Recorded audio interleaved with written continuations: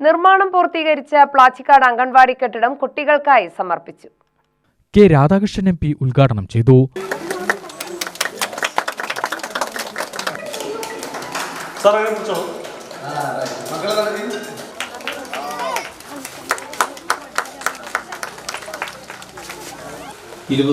ഇരുപത് ഏക്കർ സ്ഥലം 10-30 കൊല്ലമായിട്ട് പണിയെടുക്കാതെ കിടക്കുകയാണ് കല്ലൂർ പഞ്ചായത്ത്.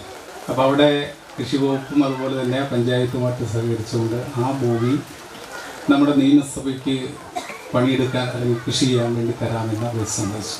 അപ്പം അങ്ങനെ ഒരു മുദ്രാവാക്യമാണ് എല്ലാവരും മണ്ണിലേക്ക്. അങ്ങനെ പറഞ്ഞു കഴിയുമ്പോൾ MLA-മാരൊക്കെ ഞാൻ സ്പീക്കറാണ്. അപ്പോൾ എല്ലാവരും എൻ്റെ അടുത്ത് പറഞ്ഞു അത് വേണ്ട. അപ്പോഴാണ് എല്ലാവരും പാടത്തേക്ക് എന്നുള്ള മുദ്രാവാക്യം വന്ന് ഉയർത്തിയത്. കുഴപ്പമില്ല, മണ്ണിലേക്ക് എന്ന് പറഞ്ഞാൽ പേടിയല്ലേ. നമ്മൾ മണ്ണിലേക്ക് പോകുന്നവരേക്കും ജീവിക്കണമെങ്കിൽ മണ്ണിലിറങ്ങി കഴിയൂ എന്നുള്ളതാണ് എൻ്റെ പോയിന്റ് അല്ലേ. വേണോ എല്ലാവരും ഇങ്ങനെ മാറി നടന്നാൽ മതിയോ? പോരാ. നമ്മൾ മണ്ണിൽ കൃഷി ചെയ്ത് ആ ഉൽപ്പന്നം ഉപയോഗിച്ചെങ്കിൽ മാത്രമാണ് നമ്മുടെ വിശപ്പ് മാറുള്ളൂ അല്ലേ. അല്ലാതെ വിശപ്പ് മാറുള്ളൂ. അപ്പോൾ എല്ലാവരും വേണം.